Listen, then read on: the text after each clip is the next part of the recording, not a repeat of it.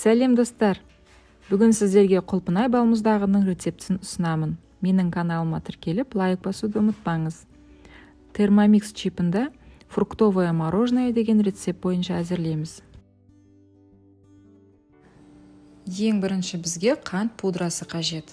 Қант пудрасын жасау үшін 60 грамм қантты 15 секунд 10 жылдамдықта ұнтақтап аламыз.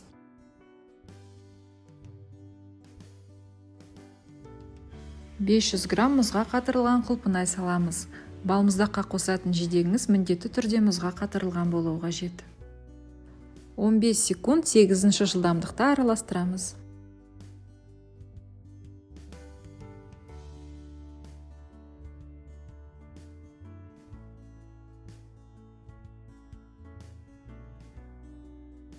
«120 мл кілегей құямыз.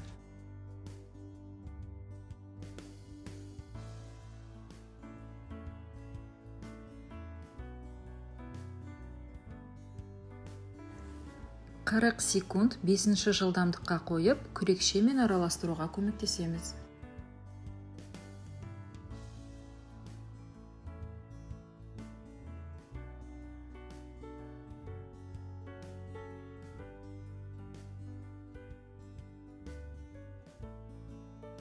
Құлпынай балмұздағымыз дайын, жасалу жолы өте оңай, дәмі өте керемет, міндетті түрде жасаңыздар. Астарыңыз дәмді болсын.